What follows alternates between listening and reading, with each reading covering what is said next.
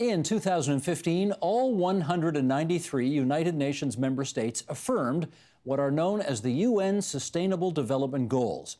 There are 17 objectives on this ambitious agenda, and they aren't just targets for developing nations, they're for all nations, and the clock is ticking. In partnership with the Waterloo Global Science Initiative, we're keeping an eye on the progress of these goals, and tonight we're asking, how is Canada doing so far? To help us with that, we're joined in Washington, D.C. by John MacArthur. He's Senior Fellow in the Global Economy and Development Program at the Brookings Institution and Senior Advisor to the UN Foundation. And here in our studio, Amelia Clark, Director of the Master of Environment and Business Program at the University of Waterloo. Bernd Christmas, CEO of Gitpu Storms, a national Indigenous sustainable development firm. He's also General Counsel and a member of the Mi'kmaq Nation from Member 2. And Andrew Chunilal, CEO at Community Foundations of Canada. And it's great to have you three here in our studio in Toronto, and to John in Points Beyond at Washington, D.C. We're glad you could join us tonight as well. Let's start this off by hearing from the Prime Minister of Canada, who spoke at the United Nations this past September about all of what we're going to talk about tonight. Sheldon, the clip, please. The Sustainable Development Goals are as meaningful in Canada as they are everywhere else in the world. And we are committed to implementing them at home while we also work with our international partners to achieve them around the world. And Sheldon, let's, if we can continue, bring up the graphic of these 17 Sustainable Development Goals. Here's a catchy graphic just to tell you what they're all about. They range from ending poverty and hunger to combating climate change, reducing inequality, making cities more sustainable, protecting the environment. There they are, all 17. John MacArthur, let's get you in here right away. How would you characterize the significance of the making of these goals a couple of years ago? Well, it's interesting. It all happened while all of us Canadians were so focused on a federal election in the fall of 2015. But that September 2015 summit at the UN was the culmination of a huge global process, millions of people around the world saying to the UN and with the UN, here are the things that we need to see the world do better at. Here are the things that we need to see change. And interestingly, if you think back to the past couple of years in a lot of the politics of the richest countries in the world, it's not just the poor countries. People are saying things need to change. And so ultimately, I would say it boils down to three basic problems, if you really want to kind of firm it up into a nutshell. The first is our economic progress needs to be recoupled with social progress. If the economy is doing better, it needs to mean families are doing better. The second is that economic progress needs to be decoupled from environmental problems. So we have these huge problems like climate change, degradation of the oceans, our lakes, our fisheries, and so forth, where the problem is the better the economy is doing, the worse the environment's doing, and we need to break that trend. But then the third central problem, and it's everything from no one left behind to tackling gender inequality to issues of First Nations and Indigenous people in Canada, to sexual orientation, to ethnicity and race and class, what have you, it's no one left behind. This is an agenda that the world has articulated for itself to say we need to make sure that by 2030 we're recoupling economic and social progress, we're decoupling economic progress from environmental pain, and we're making sure we all do it together with no one left behind. Okay, with all of that having been said, Amelia, let me go to you next. I mean, ending poverty and hunger, having affordable energy, having clean water, these are hardly controversial goals. Everybody can get around these. So what does this framework offer that didn't exist before? Sure. Two things in particular from my perspective. One, it gives us goals to aim for. So it aligns the various UN agencies, the government, different organizations to aim for these same ambitious goals, because under them are targets. And you can imagine things like the targets we're aiming for on climate change being part of this ambitious goals that we're aiming for. The other thing for me is it provides a definition of what is sustainable development. So as we're thinking about what our cities are doing with sustainable community planning, you can take these and scale them to the local level and think about, well, what does local sustainable development look like? And a lot of that's already happening in Canada, but when you look at the latest thinking of what's come out, you can say, oh, there's pieces we're missing. For gender is an obvious one. So when we look at local sustainable development goals, they don't include gender typically. But now, thinking to the global, scaling it to local, we can include those things. Do you think this is a better way to ensure the yardsticks get moved? No. You're not sold yet, eh? No, I'm not sold because, the Indigenous community, we have our way, and we have been doing it for thousands of years. And, I'm not trying to be flippant here, but it seems that it's just new verbiage in our opinion that's coming out. I think what we're just asking is that we be asked, be brought into the mix to make this thing happen and to address the issues that are facing our community in particular. Do you feel you haven't been brought into the mix? No. You have not been brought into the mix. I don't think so. Why do we have all these indicators? And I'm sure John can get into a little bit further of why do we have such high poverty rates, such high unemployment rates, such highest rates of incarceration? Why do we have nothing happening at the reserve level? You have children, 10-year-olds, 11-year-olds committing suicide. Why is that? Because we're not being brought into the global push to address the world. But surely if these 17 goals, if progress is made on those 17 goals, do people on reserve not feel that as well? Do Indigenous people in the rest of Canada not feel that as well? Well, I don't want to get too much into history of what's happened. Colonizers have come and gone, and we have always been left holding the bag and have to fend for ourselves. And this is being set up to having to fend for ourselves, because what will happen is they'll say, well, the majority wants to go this way, and the minorities have to pull in with us. And sometimes, the Indigenous people are the minorities saying, well, we don't agree with that move. All right, we'll follow up more on this in a second. Andrew, let me get a first comment out of you, rather. Do you think these goals have been put in place, and the target here is the year 2030, which is not that far away. Is it more aspirational than actual, in your view? I think we definitely need aspiration before we can think about actual. The important part here is that we've come up with goals that are universal. They're cross-cutting across countries, across sectors. They require complex partnerships, and they match the complexity of the world. There's something in this framework for everybody, whether you live in Canada on the coast, whether you are landlocked, whether you're in the north, whether you're a visible minority, a woman, et cetera. So I think there's an opportunity here to engage in the framework. 8 million people online fed into this process.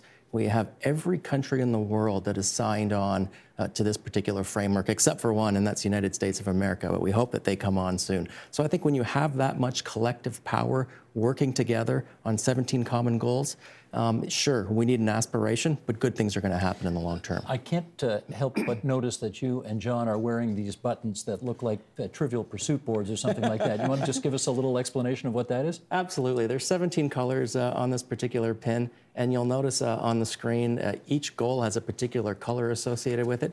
So these colors represent each of the 17 goals. Gotcha. John, let me get you back in here. There's a nice shot of the pin as we speak.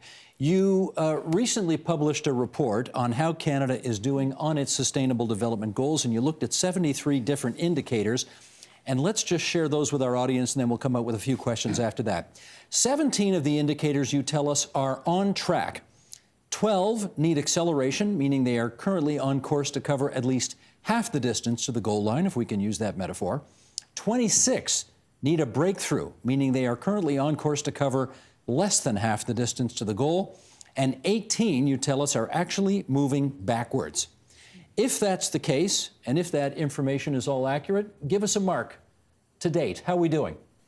Well, you just described it. I think that's the point, is that there's no single answer, and we have to avoid the temptation to boil it down too much, because life's just too complicated. And if I could just jump, kind of segue to the last bit, we have to understand these goals came out of a recent history of the Millennium Development Goals, which were the world's agreed agenda from 2000 to 2015, really focused on the poorest parts of the world and the poorest people in the world. And we saw the biggest breakthroughs, especially on issues of health and education and rebalancing the equation. So people weren't supposed to just hope the economies would get better, but really invest in practical outcomes and measure progress. So we had a clear and objective sense of what success looks like. The big thing about the lessons from those goals, or one big thing, was that we made tremendous progress on the issues of extreme poverty, but so many communities, so many parts of the world are facing their own challenges. They said, hey, we need goals too. We need a common set of goals, ones that apply to all of us, and actually all 193 member countries of the UN have agreed to these goals. Just to clarify, there's a debate on the climate Paris Agreement, but this set of goals has universal agreement. So the U.S. is in. And one of the things yes, and the U.S. has firmly gotten behind this at the G20, G7 summits and so forth. But the big thing is that these provide an objective, longer-term standard that help push the horizon out from the near-term electoral or political or news cycle to think about where are we really trying to go. Let's have a clear and objective assessment. No one's arguing this is a perfect framework, but it's pretty good in terms of capturing the things people care about. Let me jump in then on this, because I want to go through, let me go through sort of 4 or 5 things very quickly with you. Just give me a one-phrase answer on each. Where is Canada, in your view, on track? Well, we're on track on a lot of, basic health. The extreme poverty, we solved that problem, roughly speaking, a generation or 2 ago. We still have that's the extreme global poverty, the poorest of the poorest of the poor. We still have tremendous poverty, domestic poverty by our standards, which is an area where we need a breakthrough, but we're doing well on things that are basically the problems of the poorest of the poor in the global sense, and we're doing pretty well on things like access to most basic services, but like even insurance, can people get a bank account? Okay, jumping in again, because I want to go through, I want to make sure we cover some of these very quickly and then get everybody else in. So that's my nice way of saying faster answer next time. The goals where acceleration is needed, how about that? Let me even try to fast track this a little bit for you. Canada is doing very well on most things that are universal basic services. Canada needs to make better progress on things like the last mile of some access to basic services, like drinking water, and things like equality of outcomes, where all communities need to do better. Canada needs breakthroughs, and I say this as a Canadian who was born in Ontario, grew up in British Columbia, needs breakthroughs on the environmental agenda for sure, needs breakthroughs on a lot of our cities, needs breakthroughs on our skills agenda, and we're moving backwards on issues like many environmental challenges, but crucially also, we're moving backwards on things like childhood obesity. We have increasing rates of childhood obesity. We have decreases in affordability of our cities in many cases. So it's not necessarily falling off a cliff, but it's certainly moving in the wrong direction. And it really just articulates, when you put all these things on the same scorecard, none of these might be individual surprises, but when you put on the scorecard, the mosaic makes a little more sense of where we need to do better. Okay, thank you for setting the table for that. Amelia, in your view, essentially consensus on all of what John said? Yes, everybody agrees this is where we are, this is where we should be, this is where we're not, this is where we're slipping backwards. There is essential agreement on that. We might get into the detail, but in general, there's areas we're strong, and there are areas, as Bern has brought up as well, where a lot of progress is still needed. In which case, if you were going to give Canada a mark, compared to the other 193 nations that are, or 192 nations that are involved in this as well, how are we doing? Steve, you're asking an academic to do. I'm asking an academic to give a mark. That's what you guys do for a living. Yes, but with no preparation. Okay. I can't give Canada a mark compared to others. We're not a D-, we're not an A+. Maybe John has done that. Okay, John, go ahead. Well, I just want to challenge that question, because it's not quite the right question. Because part of what these goals draw attention to is that no country has fully figured this out. So there's no question Canada is doing very well by many standards compared to others, but even Canada isn't doing well enough. And this is part of the need for a new direction for even the most advanced economies in the world. We just need to do better, and this gives a scorecard for thinking that through. Okay, you wanted to follow. Yeah. This is a benchmark. So it tells us where we are now, and so we can aim for where we want to be at 2030. Is it, I mean, these goals were put in place 2 years ago. We're only 2 years into this exercise. Is it far too early to come to any conclusions yet? We can come to conclusions of where we are now, but it's too early to assess progress on how we're doing on implementing them. Though I will say, I was watching the news when this came in 2015, and there was barely any coverage in Canada. The little bit that was around, almost pitched like it was the Millennium Development Goals. It was aimed for developing countries.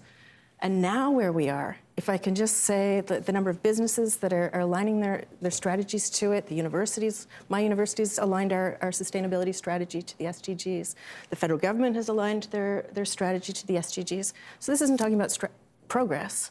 It's talking about the intent towards this progress. Okay, having said that, Andrew, come on in here and tell me, as you look at the 17 and you look at Canada's performance so far, which one do you point to and say, oh my goodness, we are just really in trouble on this one if we don't get our act together? Yeah, I think Amelia makes a good point. I'm going to go to goal 17, and that's partnerships. What we haven't talked about yet, we've talked about how we're doing and progressing against the other 16 goals, perhaps, but there needs to be a coordinated country plan that brings together partnerships from all different sectors, all different walks of life, all different groups within communities, and mobilize around something that's common.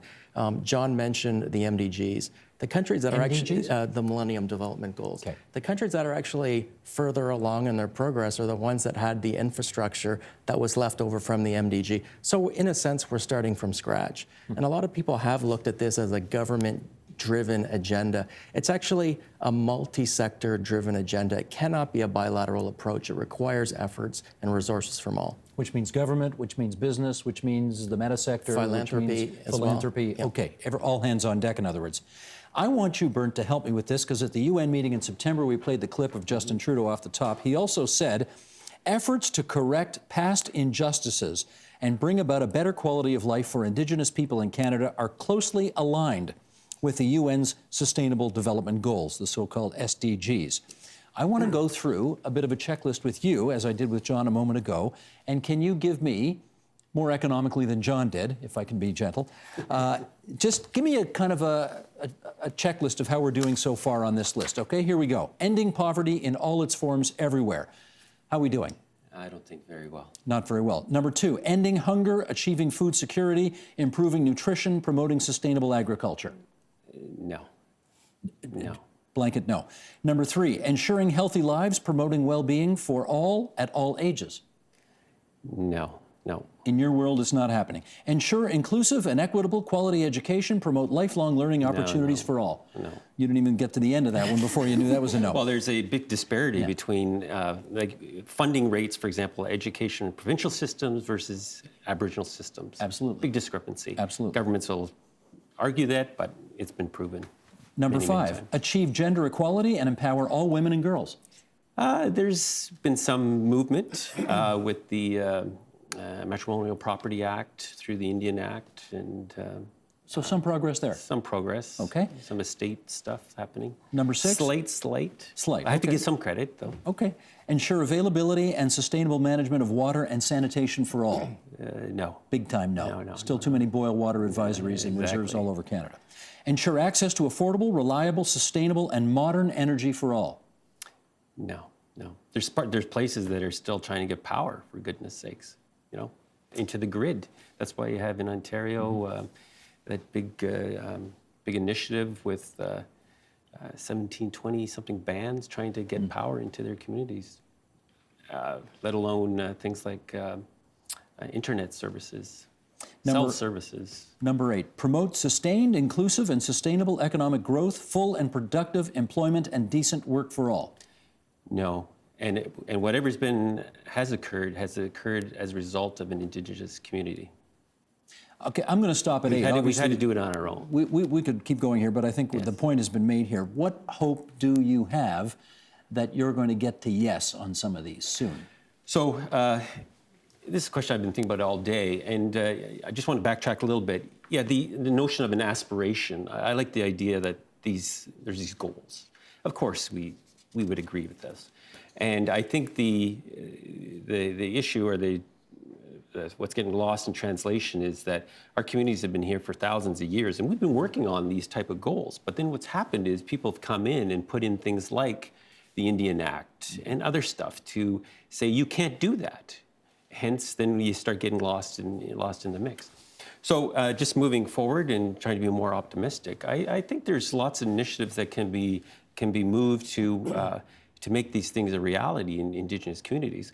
One glaring thing that has to occur, and the Prime Minister has touched upon it, he's made it a platform, but I think they have to go further. They have to say things like, Canada's Indigenous peoples are our partner. They are a founding nation, and they are our partner. We will now manage. He has said that, hasn't he? No, he has not. He has not used those words. He said he wants a nation-to-nation relationship with you. That's what he said. Those aren't. That's not coming into reality. When nation-to-nation relationship means Department of Fisheries and Oceans on the East Coast will co-manage with in this case it's easier, Mi'kmaq Nation. They go to the West Coast. They will co-manage the salmon fishery with the Haida and the Carriacicani. So we're not there yet. We're not there. Okay. John, let me get you back in here out of town. I want to ask you if you feel Bernd should be any more optimistic about the 73 different indicators in Canada than he is currently. I think he's giving us a very sober assessment, which is a truth that we all need to deal with and looking at the data. And my hope is that, as he said, if we can all agree on the outcomes that we're trying to get to, then we can have a very much more honest and open conversation about how we have to get there. And every community in every part of the country is going to want its own way to get there. And that will apply differently in the Maritimes as it will in central Canada, as in West and in the North and so forth. And part of this, in my view, personal view, is that if we all agree on where we're trying to get, then we can have an honest debate on the steps to get there. And we're going to learn by doing. But we got to keep coming back to these metrics, these scorecards to say, gosh, we're not doing well enough. This isn't working. Let's change our path. Let's change our direction. And we see on a lot of these indicators in this report that I wrote that, so you might think, oh, we've got 98% or 99% of the problem solved. Well, in Canada, if you have 97% of the people with access to safe drinking water, that still means you have 1 million people without access to safe drinking water. That's not success. So we really have to focus on these results and where to target our efforts, but also how to reorganize ourselves. And so I think all these comments are so valid. We need our new ways of partnership, and that's why this Goal 17 isn't just about global partnership, it's about very local partnership too. Amelia, I see you furiously taking notes there. You want to add something, apparently. No, I was just thinking about the reconciliation question that Bernd raised, and the 2030 agenda is just not going to get us there. I was listening to a video recently of Justice Sinclair reflecting on the truth and reconciliation, and he said it's going to take generations. And as I think about that in reality and getting so that Canadians understand what treaty rights are, because in general we weren't taught that history, to get to a place of nation to nation, I think it's going to take more than 2030. Do you see a difference between what and I don't want to pick on this current Prime Minister, I think, any Prime Minister, what they say versus what the expectation is from Indigenous people in this country? Is there a disalignment there still? Well, I would hope by 2030 and in the short term we will see some significant difference in the community, the living standards on First Nation reserves and Métis and Inuit as well. So I think in the short term there's some real expectations that should be met. I won't say yet whether I think we will meet them, but I would say that they should be priority. Yeah, so if I can just jump Please. in. So Please. I think what one of the bigger challenges, and I know Minister Bennett and Minister Philippot and all the ministers, Jody Wilson, Ray Ball, and the Prime Minister, they've made this a focus as Indigenous communities. So what they're unfortunately is going to face, and it's reality that we as Indigenous people face, is the fact that there's competing demands. So then you've got a big company that's going to create thousands of jobs, and do we let them go through in traditional territory? Then he says yes, because he's trying to figure out what's the best for the greater good of Canada. And so those are the kind of competing things that he's got to deal with. And then, and I know they're trying, like there's been some movement, but we're not going to see things going as fast as we would like. I don't think by 2030 there's going to be these sustainable goals completed. And then another challenge is they have said, well, we're going to bring in UN Declaration on the Rights of Indigenous Peoples. And so that's another layer on the Sustainable Development Goals. And how do you bring those in? And then it goes back to, I don't want to take over this panel, but I think Canada has to say, Indigenous peoples are our equal partners, and we will share and work on whatever it is, the roads, the trees, the air, the water, et cetera, et cetera, et cetera. And if you don't do it that way, our young people are going to keep getting educated, and we'll find ways to stop all this stuff, and we'll just keep going backwards. I appreciate that. Let me pick up on that. You talked about the air and the water and the land, and that leads me, Andrew, to climate change. Mm-hmm. Is that clearly the number one of the 17 goals that you have here? Outside of partnerships, climate change probably has the highest level of interrelationship and indivisibility against the other goals. Canada, there's some real obvious things that we can talk about. It's the second largest country in the world by geography. We have a vast north that's a significant part of our country that is affected by climate change. We have industries in fishing, industries in ocean, a tremendous farming industry. Our economic prosperity is dependent on how we tackle the climate. However, we cannot tackle the climate on our own. We need international cooperation. It's in our best interest to work across geographic boundaries to help figure that piece out. Now, the United States clearly here has not signed on to this part. It just decided to get out of the Paris Peace Accords. The Trump administration did. So is it at all reasonable to expect any progress on this by the year 2030 if the United States is not part of the solution?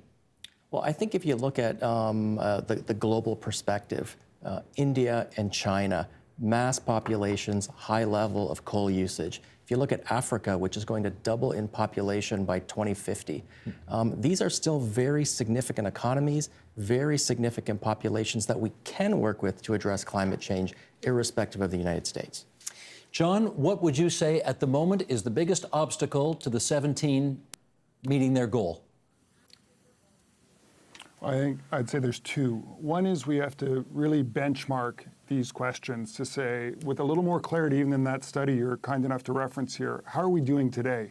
So I just, on the issue of Indigenous people in Canada, I was struck, and this, having spent a lot of time looking at data issues in other countries over the past many years personally, I was struck by how limited the statistics are to even understand so many of these crucial outcomes, measuring how communities are doing. And I think we have to understand how crucial this is, and the data can provide, they're not going to solve the problems on their own, to be clear, but they can provide such a new benchmark to understand and track progress on the things that we agree to care about, and we're not there yet. On the bigger issue, I think it gets to this point, not the bigger issue, the other issue is how do we decide to write the story ourselves? So even just the line of questioning around climate change by 2030, there's no question there are many of these things that are deep structural questions, like our energy systems, our transport systems. But many of them are the stories that we ourselves will write by 2030 in our businesses, in our universities, in our schools, in our communities, in our local governments. And so I think it becomes self-fulfilling if we think this is something that will happen to us. I think the most important thing is for us to decide how we are going to get there ourselves. You said the word structural there, and I want to follow up on that because I wonder whether, Amelia, one of the structural impediments to making any progress on this, these are long range to the year 2030 development goals. Governments are elected, if they're lucky, for 4 years. If it's a minority parliament, and we've seen a few of those in Canada over the last 20 years, less than that. How do we make those two cycles work together? That's actually one of my main obstacles, is these time frames don't match up. And then if you think about climate change, we're even longer term than 2030 on the goals that we have and need to implement. How do we match them up? I think we have to backcast. We have to aim for where we want to be So if cities are making commitments to have an 80% reduction in CO2 emissions by 2050, you have to go, well, what does that look like? And then what does that mean for changing our transportation systems, our waste systems, how we're building the cities? Because those are infrastructure changes that if you put them in place now, it's going to take a long time, and they're going to stay there for a long time. So it's about thinking in the long term while making the decisions today, even if you're only in power for 2 years. I wonder. It's almost like we have to become apolitical in doing these SDGs. I'll tell you one little trick that we've done many, many times is we don't affiliate ourselves with any particular party.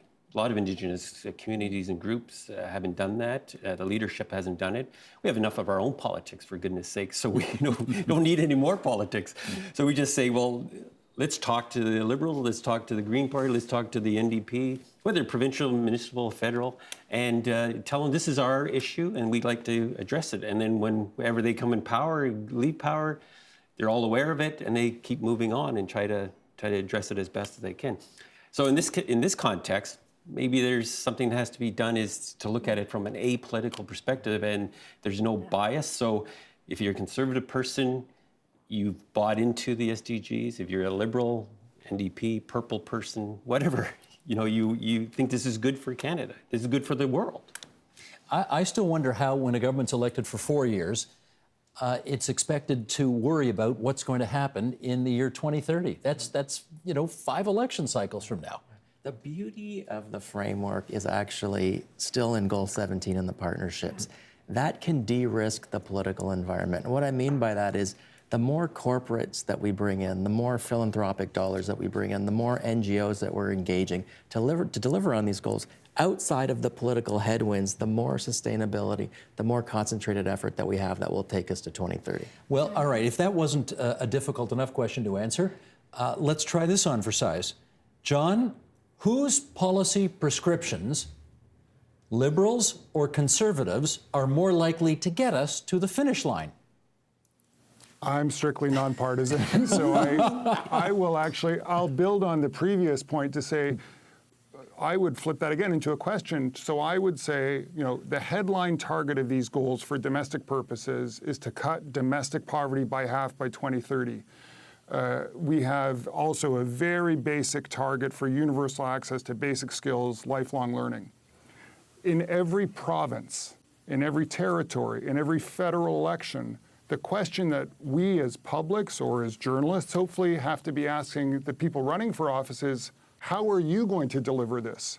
If in a 2019 federal election, the debate is over each party's vision of how to achieve these SDGs, or in a provincial election in any province, that's success. So there needs to be that debate. There can't be a single answer, but we need to create this reference point so we are pushing out this time horizon, so it's not just short term. And it's not impossible. We see this with the fisheries. There's, people have run into the wall on fisheries. They need a longer term approach. We understand that vividly in many parts of the country. With climate change, we're seeing a much longer term approach. I would argue the education bit of this, my studies showed that we're so used to celebrating our average outcomes in Canadian learning and the PISA scores and so forth. We have a huge segment of the population, both among young people and adults, that aren't getting enough of the basic skills for the high functioning in the economy. And what's the risk going to be for those people when the automation revolution comes in? This is a big, big challenge. It's connected to everything. And it really forces our need to focus away from the averages and more to what's happening in each segment of society. That was such a brilliant pivot away from my original question, and we only have a minute and a half left, so I have to let you. I have to let you get away with it because we've only got a minute and a half left. Andrew, let me try this with you. These goals were created in 2015. 2015, we had yet to see Trump, we had yet to see Brexit, we had yet to see a kind of populism around the world that is intensely distrustful of the goals of major international institutions such as the United Nations. To what extent does all of this throw a monkey wrench into the plans that you folks all have? Think about the goals, Steve. We're talking about poverty, hunger, climate, gender inequality, and the list goes on. These are issues of ordinary people. There should not be a populism movement against the SDGs once people understand what they are. The SDGs are not about putting other interests above Canada's. It's about putting Canadian interests first alongside the globe's interests. I can think of 35 million Trump voters in the United States who don't have any faith in the United Nations' ability to make this happen and don't even want to risk it. That may be true, but I think with good awareness and good education, we can get people on side in Canada. The Community Foundations of Canada gets the last word on this program. Can I thank John MacArthur, who was down there for us in Washington, D.C. John, thanks so much for participating on our program tonight. Burnt Christmas from the Mi'kmaq Nation, from Member 2. Get Boost Storms is his organization. He's the CEO of that. And on the other side of the table, there's Amelia Clark from the University of Waterloo and Andrew Chunalal from the Community Foundations of Canada. And give me 10 seconds to say, Burnt Christmas? The last time you and I were on a program together here at TVO, do you know how long ago that was? It's a while ago. It was about 24 or maybe even 25 years ago. We did a program together called Between the Lines, which has been long gone, but I remembered you from back then, and it's good to have you back on. Yeah, I had longer hair that time. And we all were a little younger looking as well. Good of all of you to join us on TVO tonight. Thanks so much, everybody. Thank you. Help TVO create a better world through the power of learning. Visit TVO.org and make a tax-deductible donation today.